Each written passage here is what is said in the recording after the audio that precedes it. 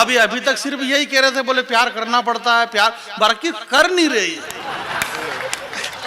गुलाब जामुन की तारीफ करने से कोई मतलब नहीं, गुलाब जामुन को खाना पड़ता है। तो खाली तारीफ करने से कुछ भी नहीं होता है। और ये भी आप प्यार उस धरती पे करने का कह रहे हो जिस धरती पे रियल में प्यार करा, ये वो बिहार की धरती है जहां पर एक दशरथ माझी ने अपनी फागुनी के लिए पूरा पर्वत पहाड़ काट दिया। ये वो बिहार है मेरे भाई, यहाँ प्यार करना पड़ता है। जो लोग यहाँ से जा रहे हैं उनसे मेरा निवेदन है कि अब कोई भी नहीं जाएगा, नहीं 40 कदम दूर जाएगा और मुंह में से खून गिरेगा, चक्कर आके गिर जाए, मेरी कोई जवाबदारी नहीं है। और आपको जाना है, आप एक एक करके जाइए। अरे कोई नहीं जा रहा, 10-10, 20-20 लोग एक एक साथ उठ के जा रहे हैं। आप पढ़े लिखे लोग हैं, आपको जाना है, आप एक एक करके जाइए। आप 10-10, 20-20 लोग उठ के जा रहे हैं। जनरल डायर ने जलियांवाला बाग के अंदर गोली कांड किया था, सैकड़ों लोग मर गए उसमें। कौन कौन मरा उनके नाम भी मालूम नहीं है, परंतु भगत सिंह, सुखदेव, चंद्रशेखर आजाद, ये सब एक एक करके गए। पूरा देश आज भी उनको पूज रहा है। आपको जाना है, आप एक एक करके जाइए। मैंने आपको ताली बजाने के लिए नहीं कहा है भाई, माल ओरिजिनल होगा तो मार्केट में अपने आप बिकेगा। विज्ञापन की क्या जरूरत है कि ताली बजाओ ताली बजाओ। जरा दोनों हाथ खड़े करिए आपने, बहुत बढ़िया। पप्पू भैया सोच रहे होंगे कि मेरा तो नाम ही नहीं लिया। बार बार लेने से क्या मतलब, आदमी को डाउट होता है। जब से कभी समझ शुरू बोले पप्पू भैया यहाँ पे बैठे हुए हैं, पप्पू भैया यहाँ पे बैठे हुए हैं। अरे भाई पप्पू भैया नहीं बैठे तो फिर आप कैसे बैठोगे यहाँ? ये बैठे हैं इसलिए हम यहाँ पे बैठे हैं। और यहाँ पे 60 साल तक लोग बैठे हुए हैं इस मंच पे, और वो 60 साल से इसलिए बैठते थे क्योंकि जहाँ पप्पू भैया बैठे वहां पे इनके पिताजी बैठते थे, इसलिए हम यहाँ पे बैठे हुए। बहुत सारी बातें हुई नेताओं को लेकर के, ये और वो, ये जेडीयू के सांसद हैं, ये विधायक कांग्रेस के हैं, ये बीजेपी की, ये सब ने। ये पूरे देश में ऐसा नहीं है कि हिंदुस्तान की 140 करोड़ जनता में जितना प्रेम भाव है उससे ज्यादा प्रेम भाव आज देश में राजनीति में बना हुआ है। क्या बात, इतने प्रेम से रह रहे हैं, कोई मर्जी पड़े वो उधर जाओ, कोई किधर जाओ, कोई दिक्कत नहीं है। हमारे मध्य प्रदेश में 22 जने इधर से इधर कूद के आ गए, 22 विधायक एक साथ कूदे, कांग्रेस से बीजेपी में कूद गए। मर्जी पड़े वहां कूदो, कोई दिक्कत नहीं है। आप कहीं से भी आओ, कहीं से भी जाओ, ये कौमी एकता बनाए रखना चाहिए। और देश के अंदर जो नेताओं को देशभक्ति का जो ज्वार चढ़ा हुआ अंदर, ऐसा देशभक्ति आपको रखना चाहिए। देशभक्ति नेताओं में जो है ऐसी देशभक्ति, बच्चियों को बिल्कुल चुप रखें। इन बच्चों को, ये बच्चे देश के भविष्य, परंतु मेरा वर्तमान इनसे बिगड़ता है। नहीं, भगवान श्री कृष्ण ने कहा अर्जुन से कि हे अर्जुन कर्म करो परंतु फल की चिंता मेरे पे छोड़ दो। तो कर्म आपने किया, भगवान ने फल दिया, तो ये फल अपने पास में रखो, दूसरों की छाती पे मत छोड़ो। बड़ी मुश्किल से तो कवि सम्मेलन जम रहा है, और कैसे जम रहा है ये हम जान रहे हैं कि कैसे जम रहा है।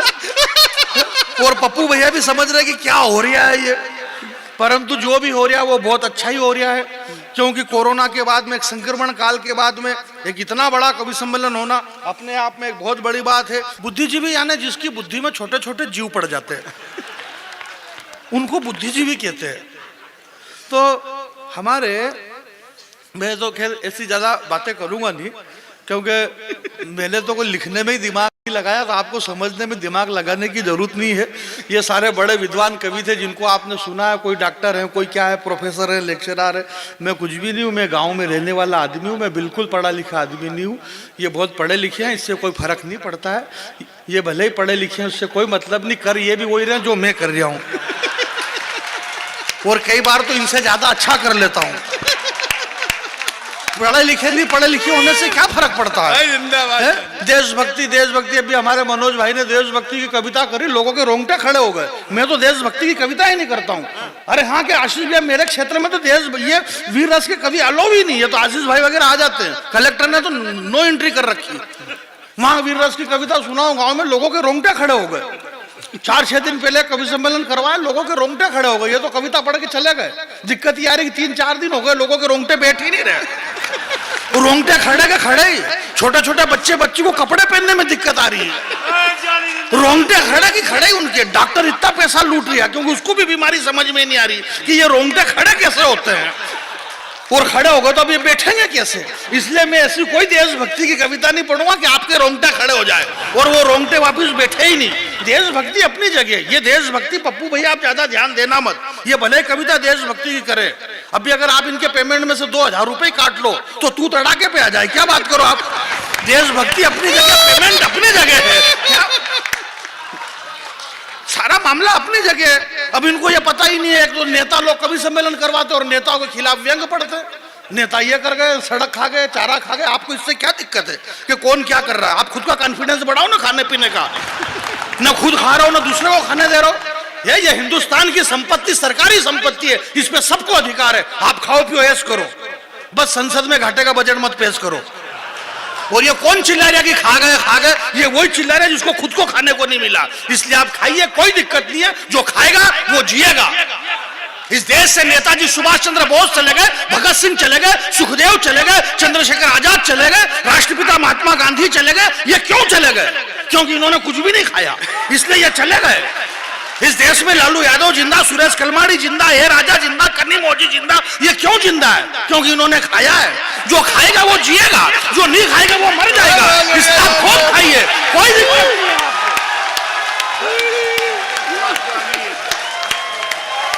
भाई हम नहीं खाएंगे तो कौन खाएगा यार? हम पढ़े लिखे लोग हैं, विद्वान लोग हैं, यहाँ बड़े लोग बैठे हुए। इस देश की किसको चिंता नहीं है? इस देश को किसकी चिंता नहीं है मेरे भाई? रामो वामो सपा बसपा बहुजन समाज फलानी बीजेपी कांग्रेस, आपको हमको सबको, आप क्या समझ रहे हो सिर्फ आपको चिंता है? हिंदुस्तान की हर पार्टी को चिंता है देश की। राहुल गांधी जी को देश की चिंता है, देश को जोड़ना चाहते हैं। कश्मीर से लेकर कन्याकुमारी से कश्मीर तक पैदल यात्रा वो दौड़ दौड़ के देश जोड़ रहे हैं। और दौड़ सकते हैं, उनकी उम्र है, जवान है, युवा है। मोदी जी का दिमाग खराब हो गया क्योंकि उनकी उम्र है ही नहीं दौड़ने की, वो दौड़ नहीं पा रहे हैं। उन्होंने पूछा, बोला मैं क्या करूं? बोला ये तो दौड़ के जोड़ रहे। बोले अपन नहीं दौड़ सकते। बोले फिर क्या करो? बोले सबसे ज्यादा तेज कौन दौड़ता है? बोले चीते। तो उन्होंने अफ्रीका के जंगल से 8 चीते बुलवाए। बोले अब इनसे ज्यादा दौड़ के बताओ। वो चीते दौड़ रहे पप्पू भैया, और वो 8 चीते इतने खतरनाक दौड़ रहे, इतने दौड़ रहे कि जितने वो चीते नहीं दौड़ रहे उससे ज्यादा चैनल वालों ने दौड़ा दिए। उन चीतों को चैनल वाले नहीं थकने दे रहे।